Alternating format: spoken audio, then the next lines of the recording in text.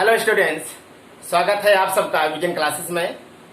आज हम लोग पढ़ेंगे क्लास 10th मैथमेटिक्स का चैप्टर ट्रिग्नोमेट्री। क्या पढ़ेंगे? ट्रिग्नोमेट्री माने त्रिकोणमिति। ट्रिग्नोमेट्री में जो हम पढ़ेंगे वो पहला टॉपिक रहेगा ट्रिग्नोमेट्रिक रेशियो। ट्रिग्नोमेट्रिक रेशियो, इसमें कुल मिला के आपको 5 टॉपिक पढ़ना पड़ेगा। यदि आप 5 टॉपिक अच्छे से पढ़ते हैं तभी आपका ट्रिग्नोमेट्री या त्रिकोणमिति समझ में आएगा। इनके एक्सरसाइज के सवाल तभी आप लगा पाएंगे जब इनके 5 टॉपिक को, सभी जो 5 टॉपिक हैं, अच्छे तरह से खूब बढ़िया से अगर आप समझ लेते हैं, आप अगर पढ़ते हैं, तभी इनके एक्सरसाइज को आप अच्छे से लगा लेंगे।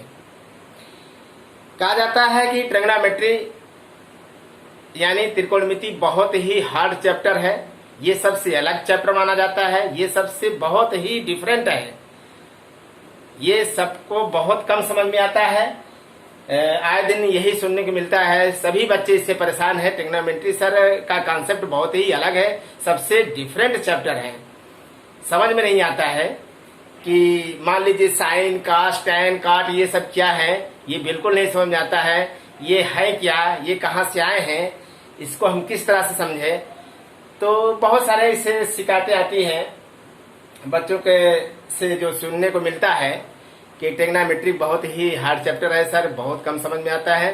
तो आज इसको हम कोशिश करते हैं कि इसको बहुत इजी से इजी, जितना हो सके सरल से सरल भाषा में आपको त्रिकोणमिति यानी ट्रिग्नोमेट्री के जो कॉन्सेप्ट है अच्छे से समझाएं। हम कोशिश करेंगे कि बहुत ही इजी मेथड से आपको समझाएंगे कि ट्रिग्नोमेट्री आपको समझ में आ जाएगा। चलो देखते हैं ट्रिग्नोमेट्री यानी त्रिकोणमिति चैप्टर का नाम है। इस चैप्टर में जो पहला टॉपिक होगा त्रिकोणमिति अनुपात। त्रिकोणमिति अनुपात यानी ट्रिग्नोमेट्रिक रेशियो। तो पहला टॉपिक आपको ये देखने को मिल रहा है कि ट्रिग्नोमेट्रिक रेशियो क्या है। तो ट्रिग्नोमेट्रिक रेशियो में ये हमने एक डिफिनीशन दिया है, बहुत छोटे स्तर पे मैं दिया हूं, आप इसको अच्छी तरह समझ लेंगे। ऐसे ही बहुत ही सरल भाषा में लिखा हुआ है, चाहे वो इंग्लिश वर्ड का हो चाहे हिंदी का, बहुत ही सरल भाषा में है। देखिए इसमें लिखा है, किसी समकोण त्रिभुज में, किसी समकोण त्रिभुज में किन्हीं 2 भुजाओं का अनुपात त्रिकोणमिति अनुपात कहलाता है। बात समझ में? ये जो समकोण त्रिभुज दिया है, जो दिखाया गया है, ये समकोण त्रिभुज है। इन्हीं के 2 साइड्स को लेकर जो रेशियो बनाएंगे, जो अनुपात बनाएंगे, उन्हीं को हम क्या कहेंगे? Trigonometric ratio. इंग्लिश में क्या कहेंगे? Ratio of the 2 sides of A right triangle is called trigonometric ratio. Ratio of the 2 sides, ratio of the 2 sides, इसमें 3 साइड्स हैं, 1 2 3। इन्हीं 3 साइडों में से किन्हीं 2 साइड को लेकर जब हम रेशियो लेते हैं तो हमारा ट्रिग्नोमेट्रिक रेशियो कहलाता है। फिर से आप लोग को इसको रिपीट कर देते हैं। ट्रिग्नोमेट्रिक रेशियो क्या है? त्रिकोणमिति अनुपात क्या है? किसी समकोण त्रिभुज में किन्हीं 2 भुजाओं के अनुपात को त्रिकोणमिति अनुपात कहते हैं। Ratio of the 2 sides, ratio of the 2 sides of A triangle is called a trigonometric ratio. फिर से समझो, ratio of the 2 sides of A right triangle is called the trigonometric ratio. बात समझ में? पहले आप इसको समझिए ट्रिग्नोमेट्रिक रेशियो क्या है। मुझे यकीन है आपको सबको समझ में आ गया होगा, कोई दिक्कत नहीं होगी इसमें। अब यहां पर जो समकोण त्रिभुज है, इसमें यह दिखाया गया है जो तीनों साइड के हैं इसके नाम क्या है? इस वाले साइड्स को क्या कहेंगे? लंब कहेंगे। क्या कहेंगे हिंदी में? लंब। अंग्रेजी में क्या कहेंगे? परपेंडिकुलर। क्या कहेंगे? परपेंडिकुलर। और इस वाले साइड्स क्या कहेंगे? कर्ण। हिंदी में क्या कहते हैं? कर्ण। इंग्लिश में क्या कहते हैं? हाइपोटेनस। क्या कहते हैं? हाइपोटेनस। और इस वाले को साइड्स को क्या कहेंगे? आधार यानी बेस। ठीक है ना? तो लंब, आधार और कर्ण, जैसा आप लोग समझिए हिंदी इंग्लिश में, परपेंडिकुलर, बेस और हाइपोटेनस। इसमें आपको जो एंगल देखने को मिल रहा है 90 डिग्री, तो आप फिक्स है भाई, राइट एंगल की ही बात हो रही है। किन्हीं राइट एंगल में किन्हीं दो साइडों का जो अनुपात होगा वही ट्रिग्नोमेट्रिक रेशियो कहलाएगा। अब आगे हम बताएंगे ट्रिग्नोमेट्रिक रेशियो कितने हैं, वो तो अभी हम आपको बताएंगे आगे चल के। पहले आप समझिए ट्रिग्नोमेट्रिक रेशियो क्या होता है। किसी भी राइट एंगल में दो साइडों का जो रेशियो होता है वो हमारा ट्रिग्नोमेट्रिक रेशियो होता है। तो आपको ये मालूम होना चाहिए कि इसमें जो 90 डिग्री है तो फिक्स है, यही दो एंगल आपको चेंज होता रहेगा। जब इस वाले एंगल को लेंगे तो ये हमारा आधार होगा, ये तुम्हारा कर्ण होगा, ये लंब होगा। जैसे ही इस वाले एंगल को हम लेंगे, जब हम इस वाले एंगल को लेंगे तो जस्ट ये तुम्हारा लंब बन जाएगा, ये आधार बन जाएगा। ट्रिग्नोमेट्रिक रेशियो में अगर एंगल चेंज होगा तो उनके साइड भी चेंज हो जाएंगे भाई। हाइपोटेनस तो वही रहेगा, लेकिन इन्हीं दोनों साइड में चेंज होगा। अगर ये एंगल ये लेके चलते हैं तो ये तुम्हारा बेस होगा, ये तुम्हारा परपेंडिकुलर होगा। अगर ये वाला एंगल लेके चलते हैं ट्रिग्नोमेट्रिक रेशियो में तो ये तुम्हारा परपेंडिकुलर बन जाएगा, ये तुम्हारा बेस बन जाएगा। बस इतना से अंतर है। 90 डिग्री की हम बात नहीं करेंगे, 90 डिग्री की तो बात हो रही है। इसी पे तो पूरा आधार, इसी को तो आधार माना गया है। और जो भी ट्रिग्नोमेट्री का जो त्रिकोणमिति है, ट्रिग्नोमेट्री जो है इसी एक राइट एंगल पर ही तो डिपेंड करता है। तो हम 90 डिग्री की बात नहीं करेंगे, बचे दो एंगल्स जो है इसी पर बात करेंगे। जब ये वाला एंगल लेके चलेंगे तो ये बेस होगा, ये परपेंडिकुलर होगा, यानी इस वाले एंगल के सामने हमेशा परपेंडिकुलर रहेगा। अगर ये वाला एंगल यहाँ उठा के रखते हैं, ये उठा के यहाँ ले जाते हैं, मतलब इसको पलट देते हैं, अगर इसको पलट देंगे तो ये वाला एंगल यहाँ जाएगा, यहाँ जाएगा, तो इसके सामने वाला ये तुम्हारा परपेंडिकुलर बन जाएगा। ठीक ना? यानी आप लोग समझ गए होंगे, अगर हम एंगल चेंज करेंगे तो आपका साइड चेंज हो जाएगा। बात समझ में? तो आपको हम बताएंगे ट्रिग्नोमेट्रिक रेशियो जो है कुल मिला के 6 होते हैं। वो चाहे आप हाई स्कूल में पढ़ें, चाहे 11th में पढ़ें, चाहे 12th में पढ़ें, चाहे जो है BSc लेवल पढ़ें, चाहे MSc करें, एंड सो ऑन। ट्रिग्नोमेट्रिक जो आज होगा वही कल भी होगा। ऐसा नहीं है कि जितने क्लास में आगे बढ़ते जाएंगे उतना आपका ट्रिग्नोमेट्रिक रेशियो बढ़ता जाएगा, ऐसा कुछ नहीं है। जो 10th में जितने रेशियो आप पढ़ लेंगे ट्रिग्नोमेट्रिक, वही पूरा जो है लाइफ टाइम के लिए हो जाएगा, वही पूरा आपको देखने को मिलेगा आगे चल करके। ठीक है ना? तो कुल मिला कितने होते हैं ट्रिग्नोमेट्रिक रेशियो? 6 होते हैं। कितने होते हैं? 6 होते हैं। बात समझ में? तो उन्हीं 6 रेशियो में से 3 ट्रिग्नोमेट्रिक रेशियो को आपको लर्न करना पड़ेगा, उसी को ध्यान देना होगा 3 को। अब बाकी जो 3 है उसी के जस्ट अपोजिट होते हैं। ट्रिग्नोमेट्रिक रेशियो 6 होते हैं, आपको 3 याद करना पड़ेगा, 3 को ध्यान में रखना होगा। बाकी जो 3 है उसी के जस्ट अपोजिट होते हैं। ठीक है ना? तो चलते हैं, आपको दिखाते हैं।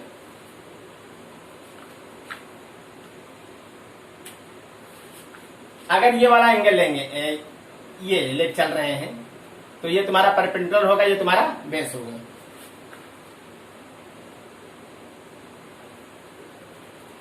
अब जैसे हम बता दें ट्रिग्नोमेट्रिक जो रेशियो 6 है उनके हम नाम आपको बता देते हैं, नाम बता देते हैं, फिर ये कहाँ से आया है, ये कहाँ से बिलोंग करता है, ये इसकी उत्पत्ति कहाँ से हुई है, ये मैं अभी बता रहा हूँ। ठीक है ना? पहले तो आप इसके नाम तो जान लीजिए।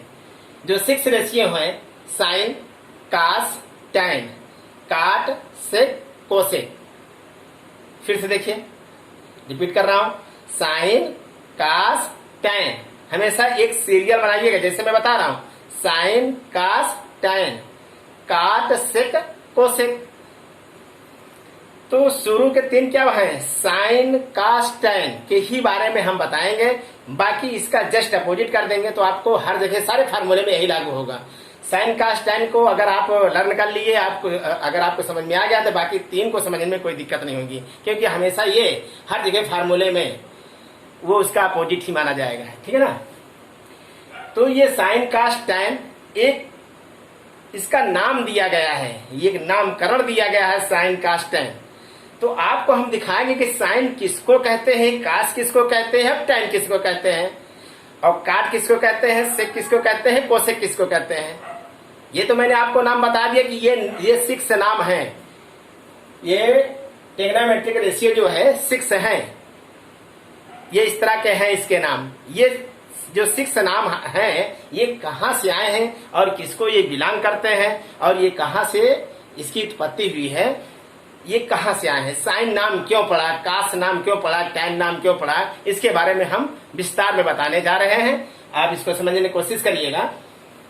हमें पूरी उम्मीद है कि आप लोग यह वीडियो देखकर आपको पूरी तरह से समझ में आ जाएगा, फिर आपकी प्रॉब्लम कभी नहीं होगी, ऐसा मुझे पूरी तरह से आप पर उम्मीद है। चलिए ध्यान से देखिएगा बेटा।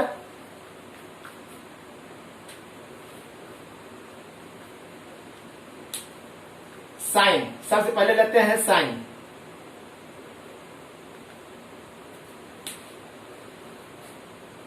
ये तुम्हारा ट्रिग्नोमेट्रिक रेशियो है। साइन क्या है, साइन तुम्हारा क्या है, ट्रिग्नोमेट्रिक रेशियो है। इसके बगल में एक एंगल जोड़ा जाता है, एक एंगल मतलब कोण जोड़ा जाता है। अगर हम थीटा कोण लेंगे तो यहाँ पर थीटा, क्योंकि यहाँ पर एंगल कुछ भी हो सकता है, थीटा भी हो सकता है। मान लो यहाँ पर ए दे दिया, यहाँ पर बी भी दे दिया, यहाँ पर सी। मान लो थीटा ना देकर हम ए एंगल मान सकते हैं, या हमें यहाँ थीटा दे सकते हैं तो थीटा नाम लेंगे, अल्फा देंगे तो अल्फा लेंगे, बीटा लेंगे तो बीटा लेंगे। तो एंगल कुछ भी हो सकता है, लेकिन ट्रिग्नोमेट्रिक रेशियो जो 6 है उसके नाम कभी चेंज नहीं होंगे। वो साइन है तो साइन ही रहेगा। साइन के बगल में जो जोड़ा जाएगा वो एंगल लगाया जाएगा, जिसे हमने कह दिया साइन थीटा। क्या कह दिया, साइन थीटा। साइन थीटा कहां से आया, अब तुम्हें मालूम चलेगा कि साइन थीटा कहां बिलोंग करता है, इसकी उत्पत्ति कहां से हुई है। साइन थीटा देखिए, ध्यान से देखिएगा। यदि किसी समकोण त्रिभुज में, यदि किसी राइट एंगल में उसका परपेंडिकुलर और हाइपोटेनस, उसका परपेंडिकुलर और हाइपोटेनस का जो रेशियो है वही तुम्हारा साइन थीटा है। बात समझ में आई नहीं? परपेंडिकुलर अपान हाइपोटेनस मतलब लंब अपान कर्ण, लंब बटा कर्ण को ही साइन थीटा माना गया है। अगर ये हम थीटा लेते हैं तो यहाँ थीटा कहेंगे, बाकी साइन तो चेंज नहीं होगा। साइन तो ट्रिग्नोमेट्रिक रेशियो है, इसके बगल में जो एंगल जो लिया जा रहा है यहाँ पर कुछ भी हो सकता है। ठीक ना। तब यहाँ पर देखिए साइन थीटा को हम क्या कहेंगे, लंब बटा कर्ण को साइन थीटा कहते हैं। जब इसका कॉन्सेप्ट बनाया गया, मैथमेटिक्स के जो वैज्ञानिक जो है, जो गणितज्ञ हैं, उन्होंने जो जिसका नामकरण दिया गया है, उन्होंने लंब अपान कर्ण या परपेंडिकुलर अपान हाइपोटेनस का जो रेशियो है उसी को नाम दे दिया गया साइन। क्या दे दिया, साइन। यहां आप लिखेंगे लंब बटा कर्ण, अर्थात इसको और क्या कह सकते हैं, परपेंडिकुलर अपान हाइपोटेनस। और क्या कह सकते हैं, ए बी सी अपान ए सी। भाई बी सी अपान ए सी, तो ये तीनों एक ही चीज है, अलग अलग नाम से इसको कह सकते हैं। साइन थीटा क्या होता है, लंब बटा कर्ण या परपेंडिकुलर अपान हाइपोटेनस या बी सी अपान ए सी, जो यहाँ पर साइड का नाम दिया गया है।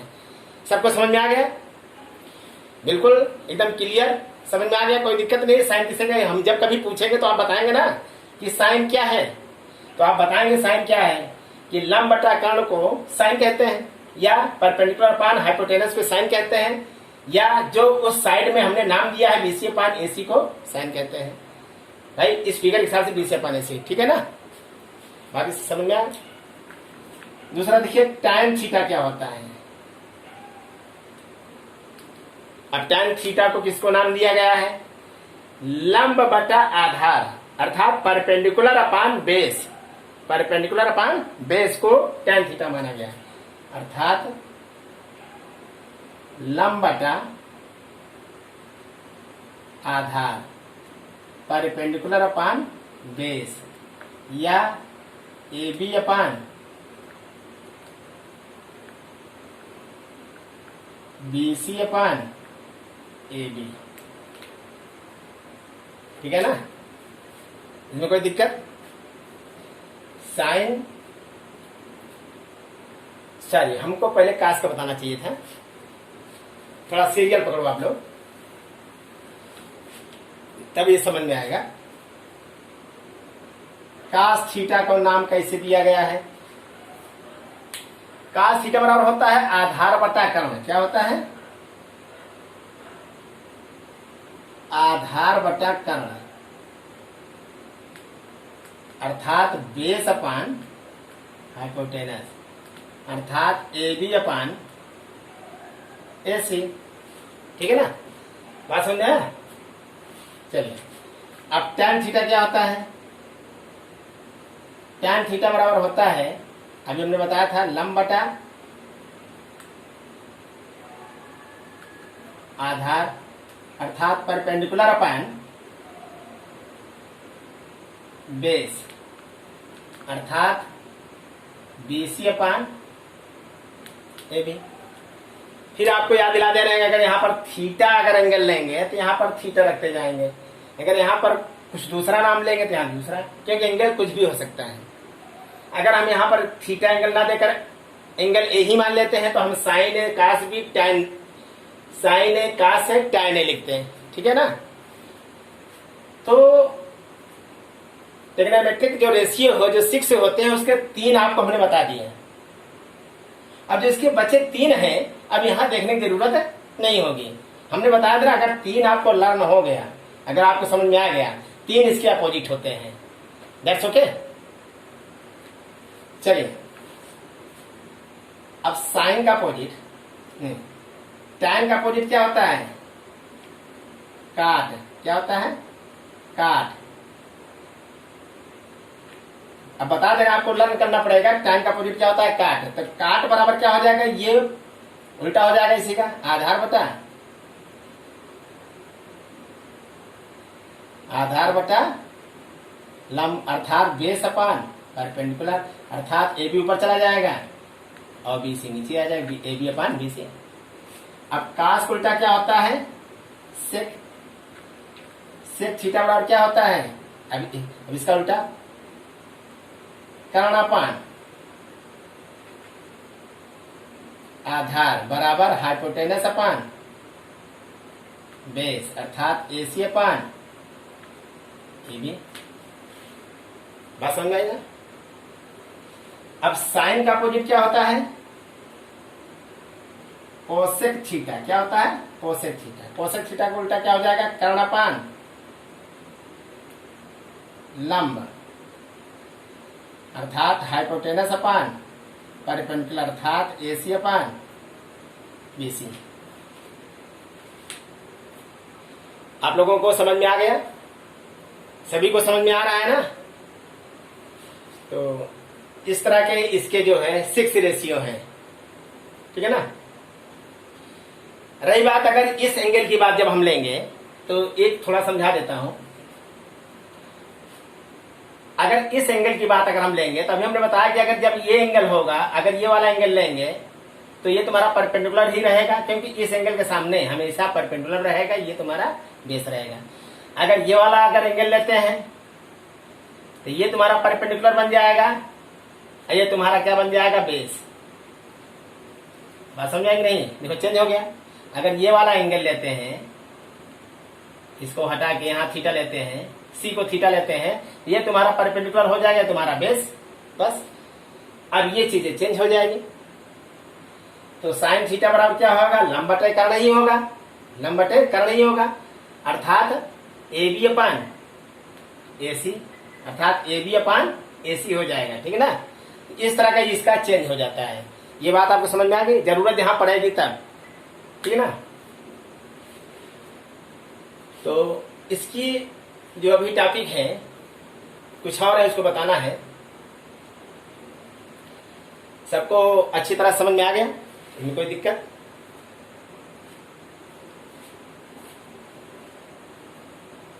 चलिए फिर नेक्स्ट वीडियो में मिलते हैं, इसका सेकंड टॉपिक लेकर आएंगे। तब तक के लिए थैंक्स।